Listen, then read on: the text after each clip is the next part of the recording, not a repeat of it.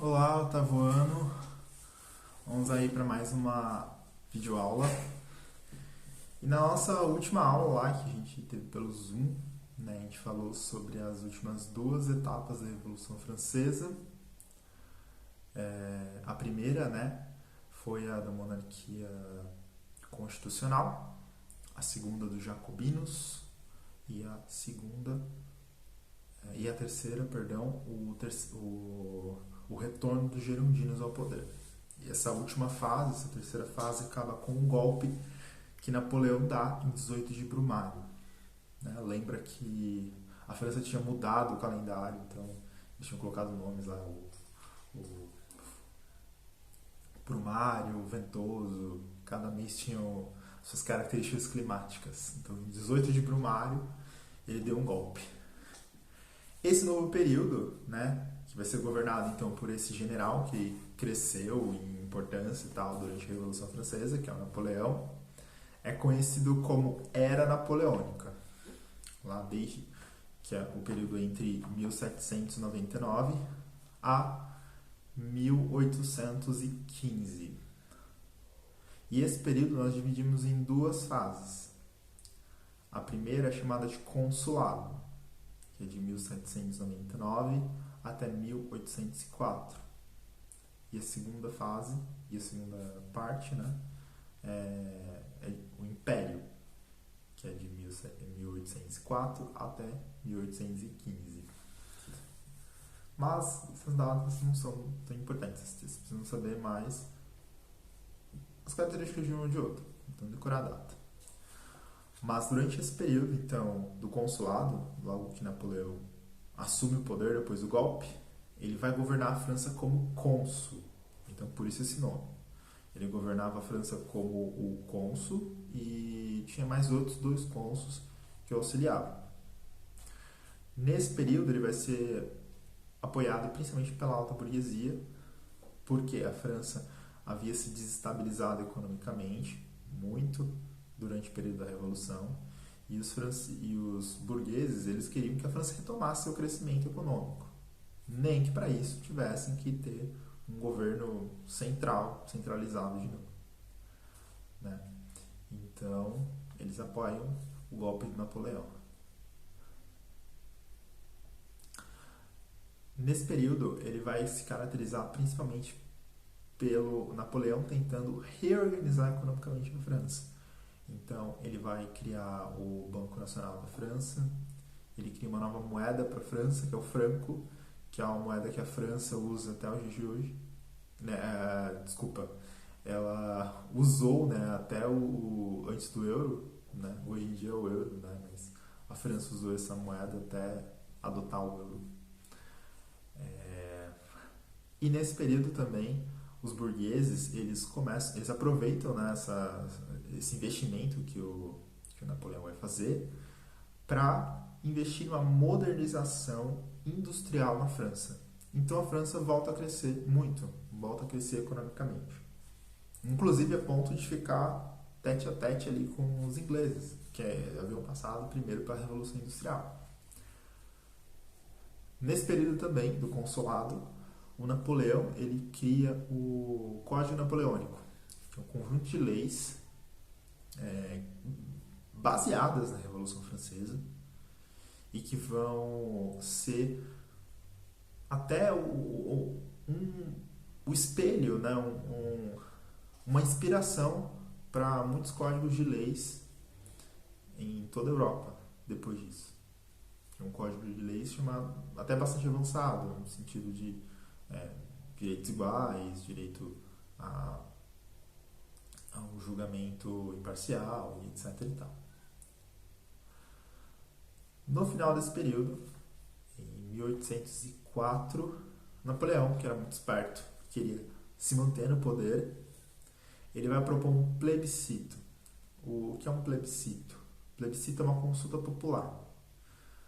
Uns anos atrás, acho que vocês nem eram vivos, sei lá, mas teve um plebiscito. Eu acho que eu não votei porque eu era muito criança nessa época, para saber se as armas seriam ilegais no Brasil ou se o direito à arma ele continuaria sendo legal, né, com todas as restrições que existem. Então foi uma consulta popular, você ia lá para votar sim ou não, se você queria ou se você não queria. E basicamente foi isso que Napoleão fez, só que a pergunta era: você quer que eu seja seu imperador? E a resposta podia ser sim ou não. Ele venceu, provavelmente com uma ajudinha ali de umas fraudes, mas isso era uma prática até comum nas eleições desse período. Então, Napoleão, quando ele faz esse plebiscito, ele se autoproclama imperador da França. E eu falei para vocês que isso é bastante contraditório, né? Porque apesar do Napoleão ele ter nascido da Revolução Francesa, ao chegar no poder, né, no final disso tudo, ele se autoproclama o imperador da França. Então, uma grande contradição. E, então, a partir desse período, que a gente chama de Império, vai ser muito caracterizado pela disputa entre a Inglaterra e a França. Falei para vocês que a França havia crescido, se modernizado durante o período do consulado. Então, os franceses tinham tudo ali para largar como grande potência econômica, mas eles tinham um grande competidor que era a Inglaterra, que tinha um grande mercado consumidor para os seus produtos e produzia muito, né? E muito rápido e também com muito mais qualidade. Qual vai ser a ideia dos franceses para rebater os ingleses? Já que a Inglaterra também é uma ilha e é muito difícil com um exército eu ir lá e dar umas porradas nos ingleses, porque eles eram uma potência naval, ou seja, eles tinham grande quantidade de navios, justamente por ser uma ilha, né? E não dava para invadir a Inglaterra por terra, para ir lá, dar um cacete nos ingleses e pegar o mercado que os ingleses tinham na Europa. Então, os franceses vão declarar o chamado bloqueio continental em 1806. O que é o bloqueio continental? No bloqueio continental, os franceses determinavam que nenhum país da Europa podia comercializar, ter qualquer tipo de relação comercial com os ingleses. Seja comprando, seja vendendo, nada. A ideia era secar a ilha da Inglaterra economicamente. Então eles não iriam poder vender os seus produtos e eles entrariam em crise. É uma boa sacada, né? Já que você não conseguiria vencer esse seu inimigo de maneira direta. Você tentaria através de estrangular ele economicamente. Porém, todavia e contudo, os países da Europa, nem todos eles respeitaram isso. E a ideia da França era justamente essa. Quem não respeitasse sofreria as sanções do exército francês, que havia crescido muito, que havia se modernizado e havia se tornado o maior exército terrestre da Europa, né? Porém, a Inglaterra tinha o maior naval, o maior exército naval, o maior exército de navios, né?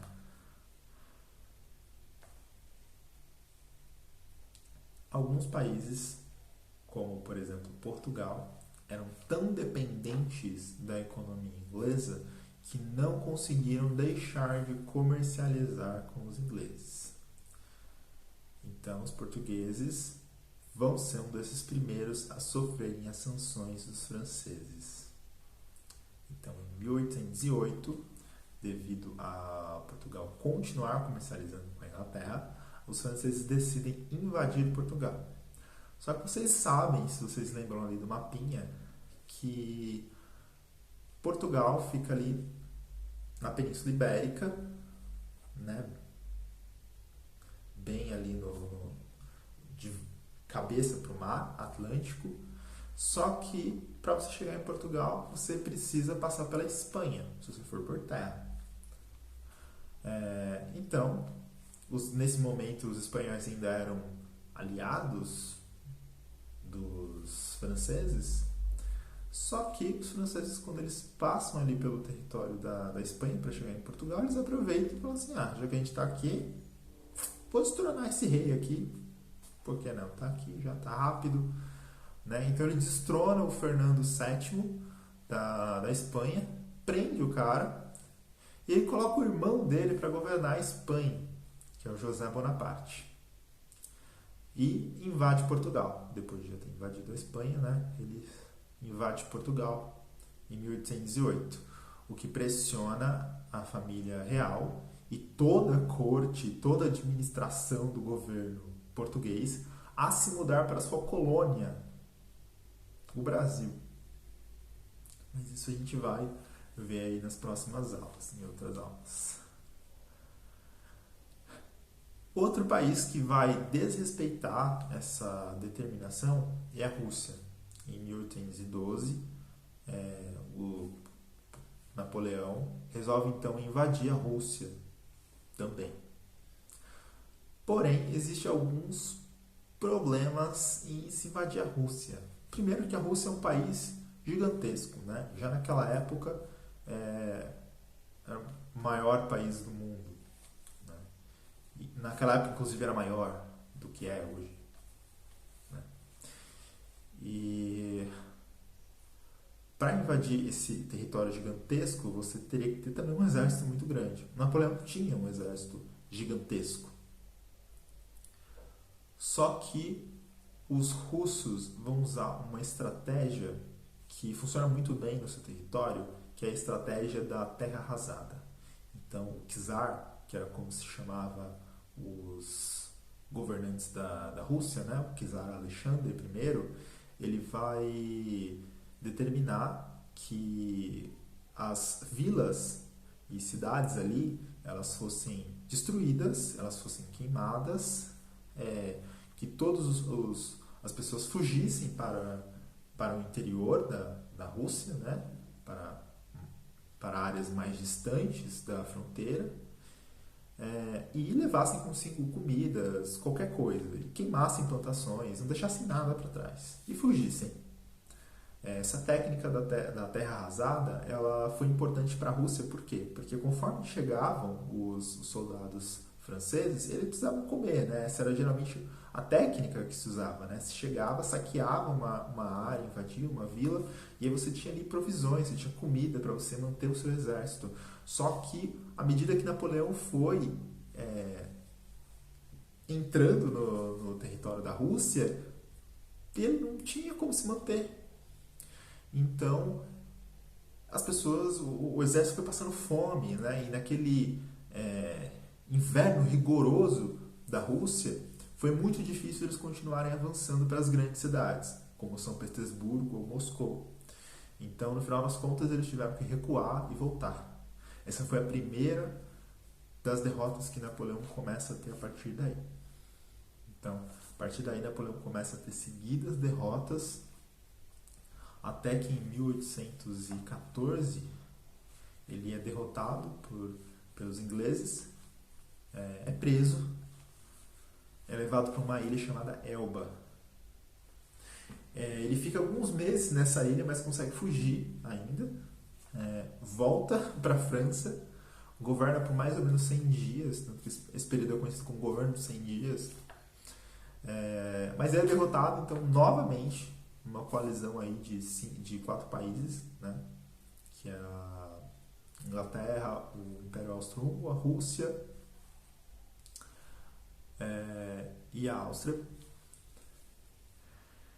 E, por fim, numa batalha, né, chamada de Batalha de Waterloo, e por fim ele é novamente levado para uma ilha chamada de Ilha de Santa Helena, uma ilha ali próximo da costa da África, aonde de fato ele vai passar o resto da sua vida, que não será muito longa, na verdade será até curta. Dizem que Napoleão teria morrido nessa ilha aí de problemas no estômago, mas se desconfia que ele tenha sido envenenado pelos ingleses ou algo assim. Mas uma pergunta interessante de se fazer é: por que os ingleses, já que eles odiavam Napoleão, e a forma como Napoleão, né, tentou invadir outros países ali da Europa, tentou pressionar a Inglaterra a não ter mais o seu mercado consumidor. Por que que eles não simplesmente foram lá e mataram o Napoleão? Pô, não gosto desse cara, vou matar ele. Muitos historiadores discutiam isso. Pô, por quê? Né? Eu acho que uma resposta muito interessante para isso é de que o Napoleão ele era glorificado de tal maneira na França que se você matasse esse cara se tornaria um mártir, né? Um mártir é digamos, um herói de guerra. Ele ia virar um símbolo. Isso seria muito perigoso, porque aí as ideias dele, do expansionismo francês, prosseguiriam para frente, talvez nas mãos de outro general. Então eles não queriam que isso acontecesse, eles queriam matar o Napoleão, matar as ideias do Napoleão, né? E não matar ele efetivamente, mas que as ideias dele fossem mortas. Tanto que depois disso eles vão passar para frente toda uma imagem do Napoleão como louco, que é uma imagem que a gente tem até hoje, né? Muitas vezes em filmes e tal. A pessoa endoidece, começa a achar que é o Napoleão, né? Então o Napoleão vai ter essa ideia de Napoleão é um louco e tal. Então eles fazem isso para, digamos, usando expressões aí do queimar o filme do Napoleão, né? Já que ele era uma pessoa que podia virar um símbolo. Ok. Napoleão então é derrotado, finalmente, em 1815, tem fim aí para o seu governo. E os vencedores dessa guerra vão determinar o chamado Congresso de Viena.